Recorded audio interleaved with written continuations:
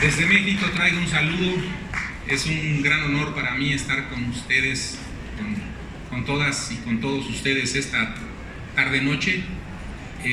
Agradezco al Fondo de Cultura la invitación, porque creo que esta gran oportunidad de tener la cercanía y de verlos es para mí un gran placer, un gran honor. El día de hoy quisiera hablar sobre los libros antiguos de América, y digo esto porque en los estudios que se han realizado solamente se ha localizado escritura como tal en una región que se conoce como Mesoamérica, independientemente de los focos civilizatorios como China, Egipto, la India y Mesopotamia, entre otros, pero principalmente esos cuatro. En la parte americana solamente se ha localizado escritura de diferentes tipos. No toda la escritura en Mesoamérica es igual, no es lo mismo lo náhuatl que lo maya, o que lo zapoteco, lo mixteco, lo otomí, que son diferentes culturas que sobreviven en México. Hay más de 65 culturas distintas que tienen un idioma específico, y en ese sentido creo que nos resulta muy interesante. Conocemos como Mesoamérica a una región muy específica de México, pero que llega hasta Honduras, porque la civilización maya llegó hasta estos lugares, una parte de El Salvador, Belice, Guatemala, por supuesto, y en estos espacios los mayas desarrollaron una escritura también. Pero la función de esta plática con todos ustedes, que iba a ser en un primer momento para platicarles de estos dos códices que están aquí al frente, que como ya escucharon ustedes tienen la finalidad de dar en ediciones de un precio muy accesible, dar a conocer todo este patrimonio de México y también de otros países amigos centroamericanos, dar a conocer todo este gran legado cultural de los pueblos de todas estas regiones. Ahí, a estos libros, en cada cultura tenía un nombre especial para denominarlos. Yo me dedico al estudio de los códices nahuas más que de otros lugares, y ahí les llamábamos amoxtlis o amate de amatl, de papel, que es uno de los formatos con lo que se hacía. Entonces, lo que yo pretendo hacer en esta breve presentación es dar a conocerles en dónde, cómo se hacían, quién los hacía, con qué los hacía, etcétera, para que ustedes puedan tener, aunque sea muy breve la presentación, pero que despierten ustedes el interés de ingresar y de buscar, como los he visto a muchos de ustedes en la exposición, con esa avidez, con ese gran interés, pues puedan visitar las colecciones. Entonces comenzaré diciendo a qué le llamamos códice. La palabra códex viene precisamente de una palabra, una acepción europea que trataba de los manuscritos elaborados antes de la imprenta. O sea, eran manuscritos como tal. Cuando la imprenta se realiza, ya le llamamos libro impreso con tipografía. Ese es otro tipo de libro, pero antes de ellos a los manuscritos les llamábamos códices. En el siglo XIX creemos que los investigadores mexicanos decimonónicos decidieron hacer un símil y llamarles a estos manuscritos elaborados en un primer momento antes de la llegada de los españoles con esta misma palabra. Entonces, este es un códice de la Edad Media. Hay muchos, afortunadamente, sobrevivieron en bibliotecas europeas. En México no tenemos de estos códices como tal. El documento más antiguo que tenemos en la Biblioteca Nacional es del siglo XV y trata sobre los documentos que trajo el adelantado Montejo, que fue uno de los conquistadores de la región de Yucatán, y él traía sus documentos y eran del siglo XV. Es por eso que tenemos documentos del siglo XV en la biblioteca. Y entonces a estos manuscritos nosotros les llamamos códices mesoamericanos, porque nada más, como dije, se desarrollaron en esta área geográfica que conocemos como Mesoamérica, y de eso precisamente voy a hablar. Por supuesto que los códices son una fuente fundamental para entender a las culturas que los hicieron, las culturas indígenas. Estas culturas, por supuesto, los pensaron en su idioma, y tras la llegada de los europeos tuvieron que adaptar su escritura para que les fuese funcional para una nueva realidad histórica. Entonces, para nosotros es importante porque en ellos plasmaron su geografía, su economía, sus creencias religiosas, sus genealogías, entre muchos otros tópicos.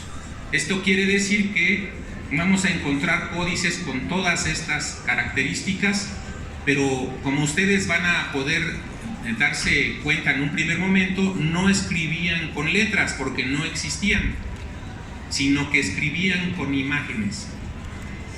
Nuestra escritura en Mesoamérica es con imágenes, escribían pintando, decían en la antigüedad, o como el doctor León Portilla nos dejó en las traducciones de las poesías antiguas, las personas que escribían eran los dueños de la tinta negra y de la tinta roja. Intlili Intlapali era la manera como se conocía a estos personajes que ustedes tienen ahí. Este es de uno de los códices, tiene la vírgula de la palabra el personaje porque su oficio era el de escribir pintando, y vamos a hablar un poco de cómo se llevaba a cabo el trabajo de estos señores que en náhuatl se conocen como tlacuilos y en maya atzil.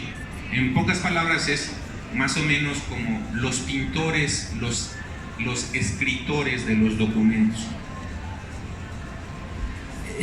Esta es la palabra también huizitay, huizitacu en mixteco, pero como dije son 65 lenguas, entonces no podemos nombrar a todas ellas.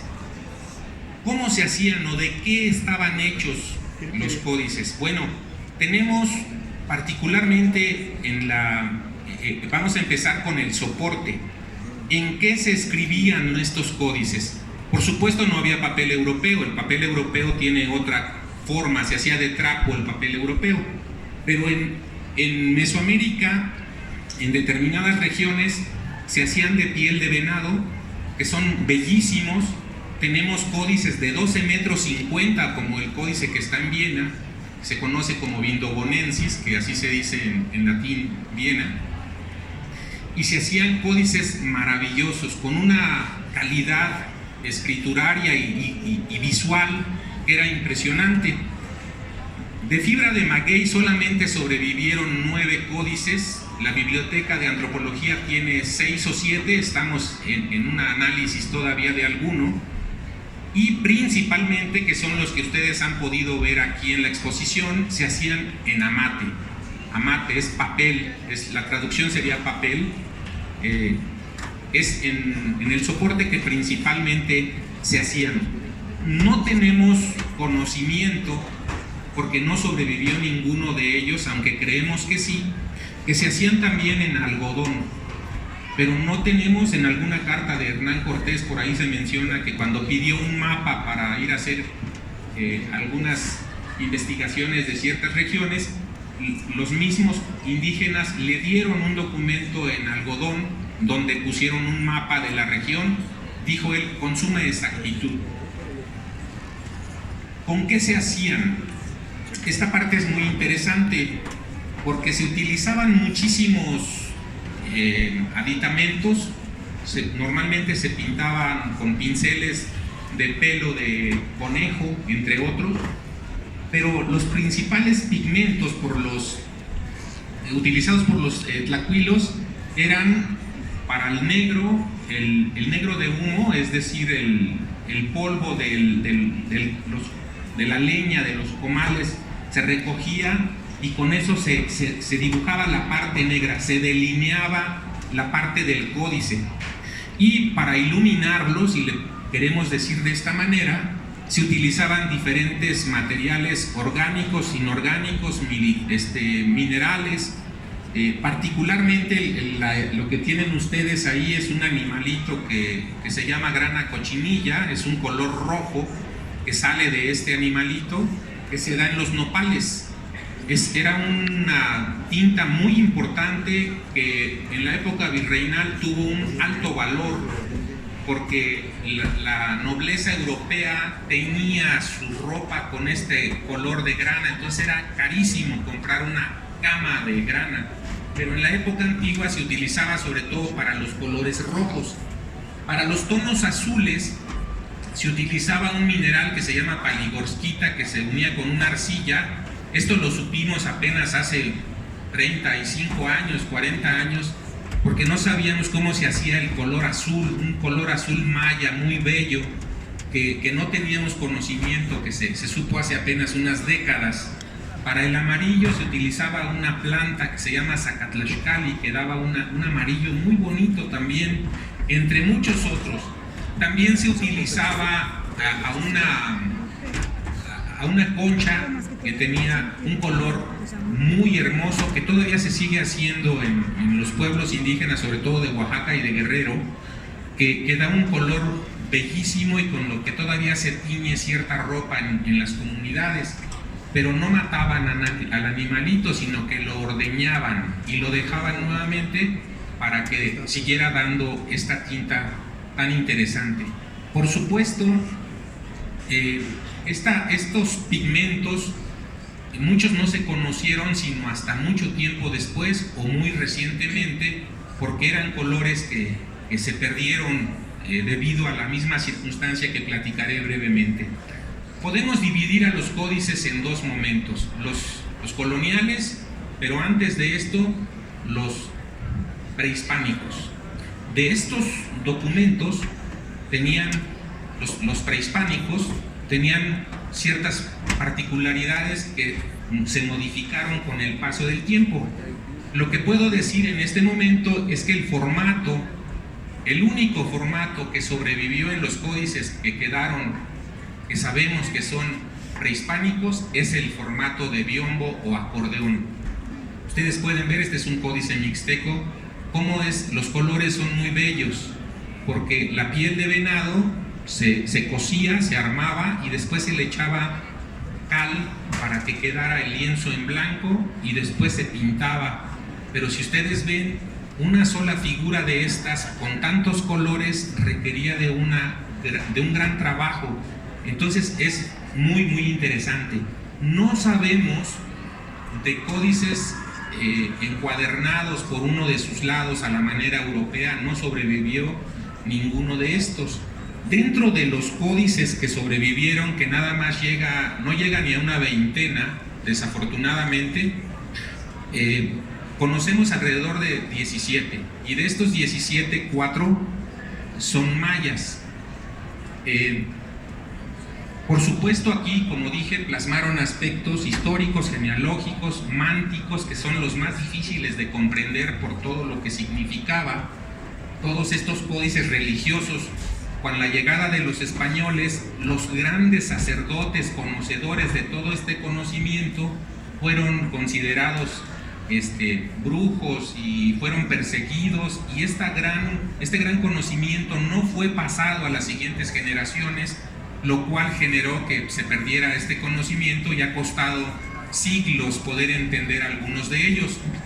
Afortunadamente hay muchos especialistas que ya han hecho aportes significativos, pero lo que estamos viendo aquí pues es este tipo de códices. Imagínense lo que significaba hacer el rojo de un pedacito, el amarillo de la cabeza del jaguar, etcétera. Es un trabajo verdaderamente increíble. Entonces, de estos 17 códices solamente sobrevivieron 4 códices mayas que llevan el nombre de la ciudad en donde están en la actualidad, lo cual es interesante porque se conoce el Códice París, que está por supuesto en esa ciudad, el Códice de Dresde en Alemania, el Códice de Madrid, y este códice, que es un códice que hace apenas unos 3 años hicimos un estudio, se conoce como Códice Maya de México, porque se creía que estaba entre la duda si era genuino o no. El Instituto de Antropología de México, por medio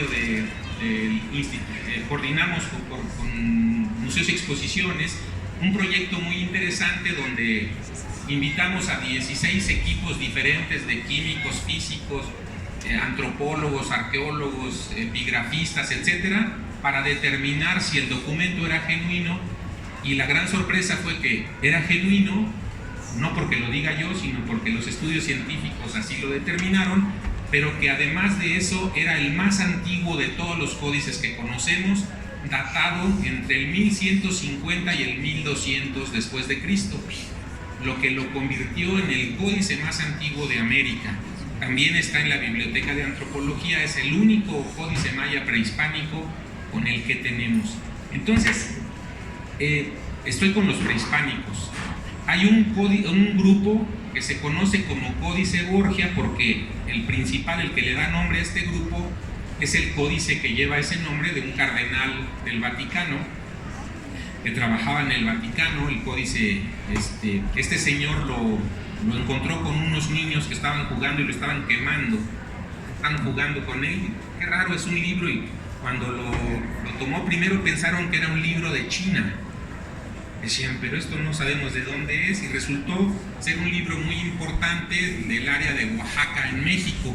Entonces, como hay otros códices muy parecidos a este en cuanto a la conformación y al contenido, se decidió nombrarlos como códices del grupo Borgia, y dentro de ellos tenemos el Códice Vaticano B, que está en el Vaticano, precisamente. Es un libro pequeñito pero muy muy importante. Tenemos el Códice Feyerabad-Meyer, que está en Inglaterra. Tenemos el Cospi, y ustedes se preguntarán, ¿y por qué tienen esos nombres? No tienen nada que ver con lo náhuatl, ¿no? Pues es que se fueron a Europa muy temprano y normalmente tienen el nombre o del coleccionista que los poseyó durante mucho tiempo y que posteriormente pasaron por donación a universidades o a colecciones de los gobiernos europeos. Entonces, estos documentos, pues desafortunadamente tuvieron un derrotero muy particular. Entonces, este es el Códice Laúd, por un señor que así se llamaba. Dentro de los códices mixtecos del área de Oaxaca, Puebla, tenemos, este es el único códice que está en México de esta zona, se llama Códice Colombino por Colón, y además de que el gobierno mexicano lo compra en 1892, cuando se hace el cuarto centenario del descubrimiento de América. Entonces se hace en España un gran evento y México asiste, y lo presentan ahí en un libro que se hizo por algunos investigadores mexicanos. Estos códices mixtecos, como dije, son muy interesantes. Este está en Inglaterra, el Becker I, pero si ustedes se dan cuenta, son bellísimos en su manufactura. Este que viene, que es el Códice de Viena, los colores son bellísimos. Todavía quienes hemos tenido la oportunidad de verlos en vivo, puedo yo hacer un facsimilar y puede ser maravilloso, pero nunca se comparará con el original por la belleza que tiene. Es muy muy bello un códice original de estos. Entonces, este es el Códice de Viena, este es el Selden de este grupo, el Códice Nutal. Todos estos son de la parte de la Mixteca. Hay otros códices también prehispánicos, como los códices mexicas. Aquí tenemos varios, pero no son prehispánicos ninguno de ellos, son más bien virreinales. Este es muy muy interesante, estos códices que están aquí. Este es el Tonalámatl que ustedes ven ahí, mide 4 metros, es muy bello, y se lee de derecha a izquierda, porque eso es algo muy interesante, ¿no? Algunos se leen de izquierda a derecha, otros de derecha a izquierda, y algunos se leen en bustrofedón. Tiene una lectura que puede ser al revés también, o si no, si son grandes códices de tela, donde está la imagen más grande, eso nos indica a dónde tenemos que comenzar la lectura. Ahorita lo vamos a ver. Yo, por ejemplo, este códice que es, perdón, me moví, no sé si Este códice es un Tonalámatl, es un calendario ritual de 260 días. Los pueblos de Mesoamérica es una característica que tenían dos calendarios, uno de 365 y este de 260. Ustedes pueden ver, originalmente debería de ser de 13 veintenas, 260 días en este calendario. Y este calendario es un calendario ritual, tiene relación con el destino de las personas. Y les da mucha risa cuando platico, no lo dije yo, lo dijo Fray Bernardino de Sahagún desde el siglo XVI, a quien los indígenas le platicaron mucho de esto. Pero este día, ustedes pueden ver 1, 2, 3, 4 y del 5 al 13 hasta el final. Ahí nos sobran algunos porque no recortaron exactamente, pero el 13, donde termina el 13. Y luego todos los días venían acompañados de un señor de la noche, de un señor del día y de una ave. Y tenían en el cuadro grande a las deidades a las que se les tenía que rezar. Como nosotros ahora algunas personas rezan el Padre Nuestro o alguna otra oración, ellos también tenían que hacer oraciones. ¿Cuándo las tenían que hacer? Pues bueno, Fray Bernardino de Sahagún dice que quien nacía en este día, el 2 conejo, es que iba a ser borrachín, su destino ese era. Entonces imagínense, preocupados los papás tenían que ir con el tonalpouque, que es el sacerdote encargado de esto, quien buscaba un día especial que podía ser 7 caña, que es benéfico, y ahí lo bautizaban. Entonces esto hacía que se equilibrara su destino. Pero cada uno de los días, de los 260 días, puede ser bueno, puede ser neutro o puede ser malo. Y en ese sentido, como los horóscopos en la actualidad, por poner algún símil, se puede entender. Yo hablo de los nacimientos, pero esto podía ser sin ningún problema para la guerra, para los matrimonios, para salir a cazar, para muchas cosas. Para eso servía el Tonalámatl. Entonces es muy interesante, pero también tenía aspectos rituales de otro tipo, porque realmente son documentos fascinantes, me parece. Por supuesto que tras la llegada de los españoles después del 13 de agosto de 1521, que el imperio mexica es derrotado, comienza una nueva realidad y los pueblos tienen que modificar la concepción de su escritura y de lo que se representaba en ellos. Todo lo anterior es considerado herético, es considerado brujería, hechicería, y entonces viene una destrucción increíble de los códices. No nada más, debo de ser justo en ese sentido, la destrucción se hizo por los españoles, porque en la conquista algunos otros pueblos hicieron quemas, por ejemplo en Texcoco, de bibliotecas completas que tenían en esos lugares. Entonces, en la actualidad, desafortunadamente, de toda esa gran sabiduría y gran cantidad de códices, únicamente sobrevivieron entre 550 códices, 600, dependiendo si queremos abrir a lo que le llamamos códices. Pero en muchos de ellos se quemaron. El obispo Zumárraga, el obispo Landa y otros funcionarios de la corona española quemaron una gran cantidad de códices. Entonces eso, pues imagínense, decían que los indígenas lloraban, tenían gran sentimiento porque todos sus grandes conocimientos pues se perdieron en estas quemas. Por supuesto, la realidad los hace que se modifiquen. Como muchos de ellos se presentan para los españoles, sea para la corona, para la defensa de los derechos de los pueblos, comienzan a ponerles glosas en latín, glosas en español, glosas en náhuatl, porque el náhuatl, desde la llegada de los franciscanos en 1524, comienza también a escribirse, como que se inventa la escritura de los idiomas indígenas, lo cual representaba mucho problema, porque hay idiomas muy difíciles a la escucha. Es muy difícil cómo tipográficamente imprimo cosas que nada más escucho pero que no tienen una letra especial. Entonces comienzan a poner una serie a las imágenes para que los españoles las entiendan. Comienzan a ponerles textos en diferentes idiomas, ¿no? Y se introducen nuevas cosas. Por ejemplo, no se manejaban las monedas. Entonces se tienen que inventar representaciones gráficas de los pesos. Se tienen que inventar representaciones gráficas de las medidas de granos, de maíz, trigo, etcétera, porque eso no se utilizaba de la misma manera. Antes eran diferentes las formas de medir. Entonces se tuvo que llevar a cabo alguna reorganización en ese sentido. Y por supuesto surgen nuevas temáticas en los códices. Estos temas pueden ser de muchas índoles, sobre todo, por ejemplo, la parte tributaria o la parte de las ciudades.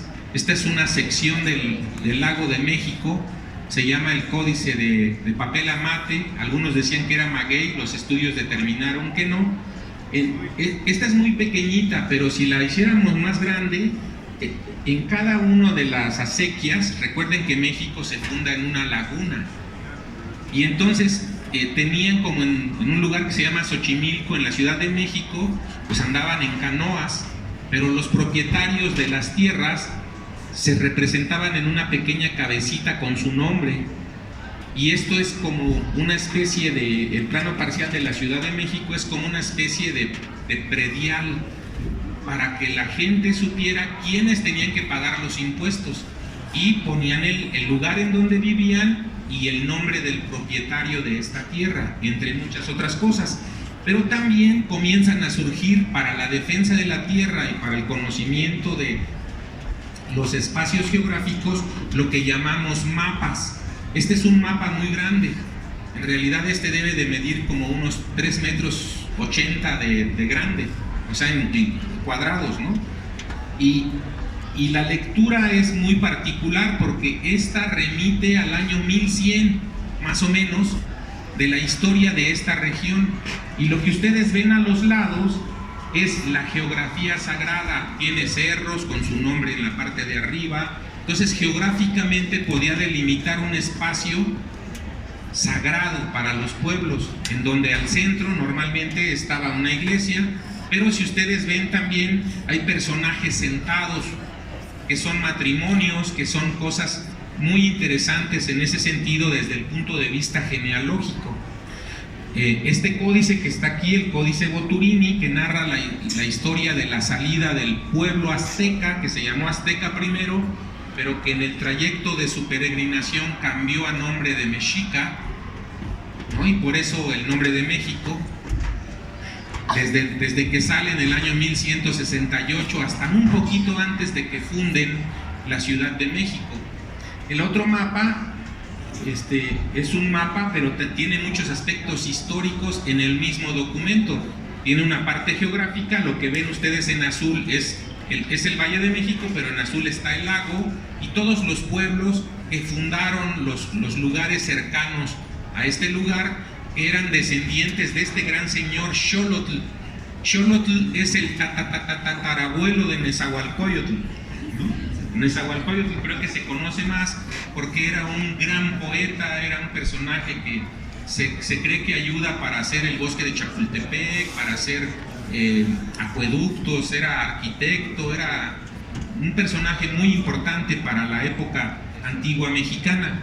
Pero también tenemos calendáricos como este que está aquí, haciendo correlaciones con el calendario europeo, ¿no? Que eran comunes en los pueblos. Había un especialista que era una especie de historiador que llevaba los sucesos más importantes y los iba anotando en el calendario de 365 días.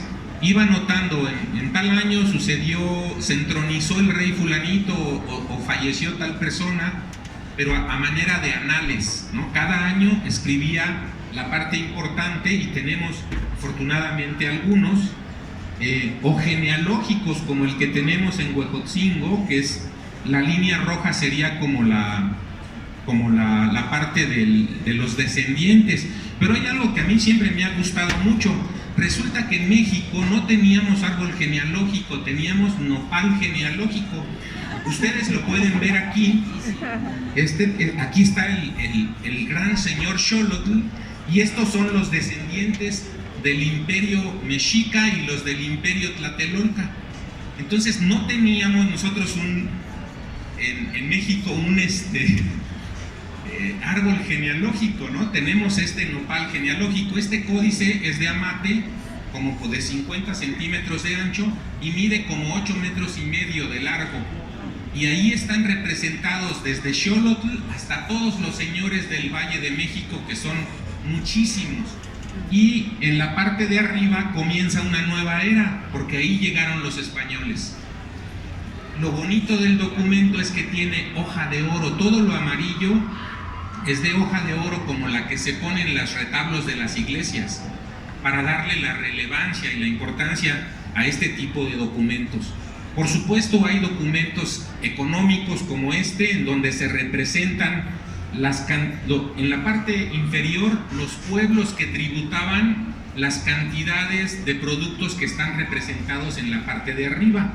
Por ejemplo, tenemos mantas, tenemos frijol, tenemos maíz, tenemos miel, tenemos piedras de jade, y todo eso lo pagaban cada 80 o 100 días los pueblos que están representados, como dije, en la parte de arriba.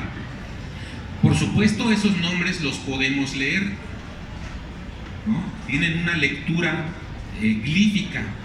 Entonces, en términos generales, los códices son los documentos en donde tenemos la voz de los pueblos indígenas atrapada en la imagen. No escribían con letras porque tenían imágenes. ¿Qué sucedía? Que la persona veía un glifo, una imagen, se detonaba en él una historia que él había aprendido de tradición oral, ¿sí? Y entonces podía dar una historia sin tener ninguna duda, porque tenía la guía de lo que estaba escrito. Entonces sí les dijeron que les iban a hacer examen, ¿verdad? Les íbamos a hacer examen. Entonces me voy a permitir, para finalizar, enseñarles cómo se leen, ¿no? Pero acuérdense que hay examen al final. Entonces ustedes ven que en el centro hay un árbol, que es un huejote, porque el lugar es Huexotzinco, el lugar del pequeño huejote. Y en 1554 más o menos le dan el título de ciudad y un escudo de armas que cuelga de una rama del huejote.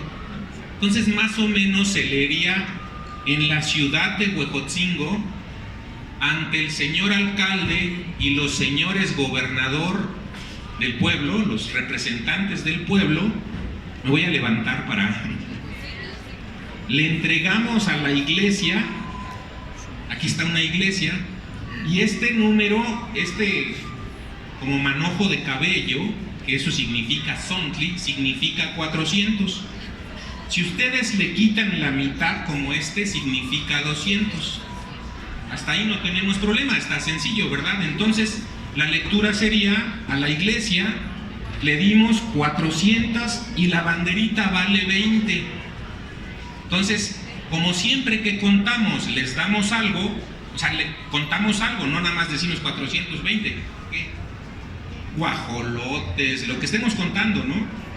Entonces, la lectura es unívoca, no tenemos problema porque lo podemos leer. A la iglesia le dimos 420 fanegas de maíz. Esta bolsita es la representación del maíz. Como ya sabemos eso, si vale 400 y tenemos dos aquí, serían 800 fanegas de maíz. Ya dije que nada más es la mitad, entonces le dimos 200 fanegas de maíz a este señor, ¿verdad? Y a este señor le dimos 2 zontlis completos y uno a la mitad, que son 1000 fanegas.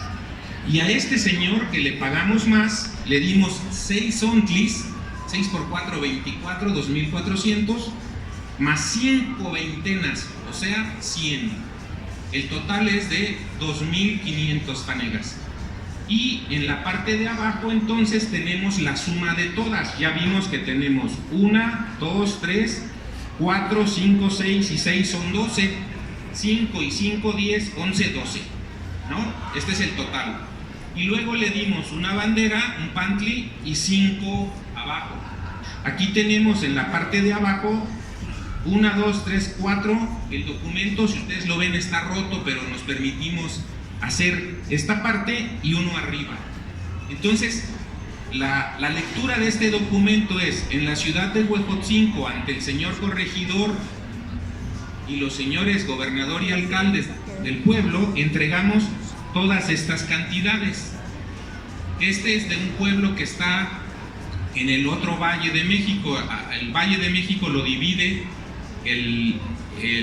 las montañas que conocemos como la Mujer Dormida y el Popocatépetl, ¿no? Del otro lado se llama el Valle de Puebla, Tlaxcala, y este pueblo está exactamente del lado de Puebla, bajando la montaña. Entonces, así más o menos, estos documentos ustedes, teniendo la forma de leerlos, sin lugar a dudas, podemos llevar a cabo una lectura. ¿Por qué? Porque estos códices de los que hablamos y de los que hoy estamos presentando, 2 ejemplares muy importantes, uno elaborado en México y otro elaborado por los tlaxcaltecas, en donde ellos se asumen como los grandes conquistadores a la par que los españoles. Ayudaron en muchas cosas y creo que en ese sentido ellos también tienen su propia historia. No nada más existe la de los conquistadores, sino que los pueblos fueron partícipes en esa historia y la hicieron como tal. En lo personal, para mí es un gran gusto venir con ustedes esta tarde para tratar de explicarles un poco cómo podemos ingresar al conocimiento de estos pueblos, de estas grandes civilizaciones que por supuesto no pueden ser consideradas como civilizaciones bárbaras, porque no puede ser bárbaro un pueblo que conoce el movimiento exacto de los planetas y que puede determinar un eclipse con exactitud. Por supuesto que es inaceptable que se le tenga que denominar a un pueblo que tiene estos grandes conocimientos y una gran civilización como pueblos bárbaros, ¿no? Sería eso para nosotros muy importante, que quede muy claro, ¿no? Entonces, pues me dicen que ya se nos está terminando el tiempo, ¿no? Ha sido un gran gusto, de verdad, me siento muy contento. Creo que el que se haya llenado el lugar es increíble. Creo que tenemos posibilidad de una pregunta, si alguien de allá. Ahí creo que quieren hacer una, nada más tenemos creo que un par de preguntas. Espero responderlas muy rápido para ver si podemos con 3. Muchas gracias por toda esta explicación y darnos a conocer mucho más de ese mundo azteca y de esa civilización hermana y que queremos tanto los colombianos, me atrevo a decir. Quisiera preguntar qué políticas tienen para recuperar esos documentos que son parte de la identidad y que creo que tienen sentido para el arraigo de nuestros pueblos, más que estén exhibidos en un museo de Europa. Si tienen alguna política para recuperar esos documentos para México.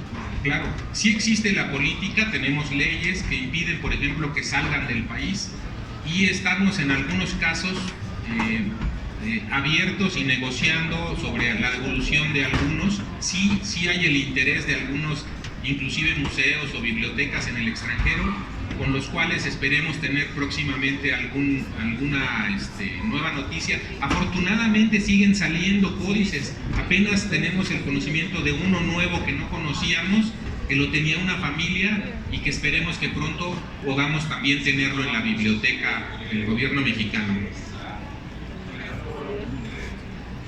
¿Alguien más?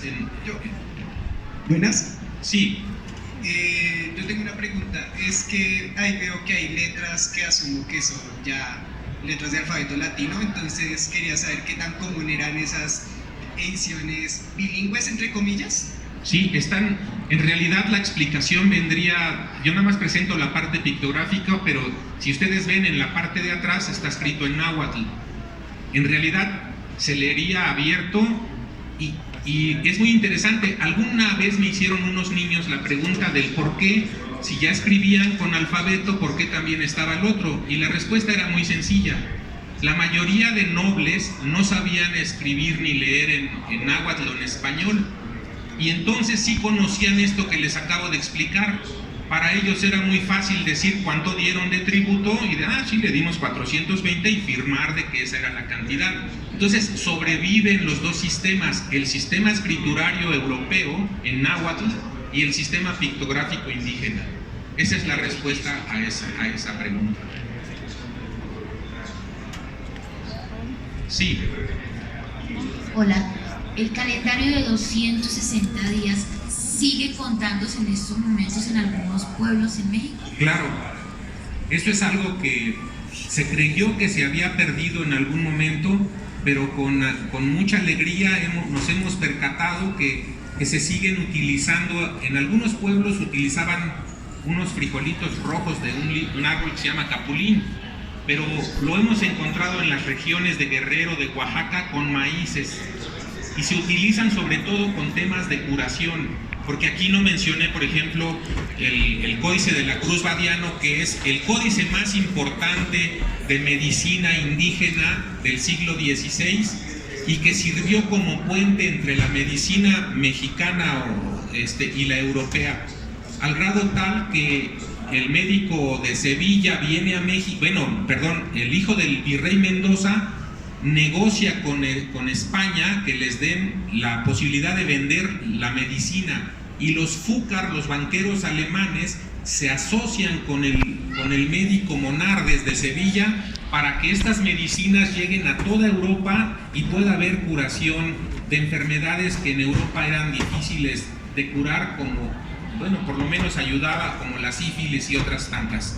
Sí, pero sí es esa. Adelante. Maestro, buenas noches. Agradecerle por las palabras. Mi pregunta es, ¿qué relación se puede tejer, o qué símil, o qué comparación entre este tipo de escritura, que siempre te referiste como escritura a pesar de que la grafía o los glifos están más cercanos a las imágenes? ¿Qué relación hay con otros tipos de comunicación o formas de expresión de la cotidianidad, como los quipus en el Imperio Inca, y particularmente aquí en Colombia con el arte rupestre que tenemos en un lugar como el Chiribiquete? Gracias, maestro. Sí, esta es una pregunta interesante, porque yo pregunté hace rato a otras personas con las que estábamos si esto había algo parecido aquí, y me dicen, nada más me remitieron a la parte para nosotros esa parte es protoescritura, no llega a desarrollarse todavía. Lo que pasa es que para mí este es un sistema dual, no tenía por qué ser alfabético ni desarrollarse hasta serlo.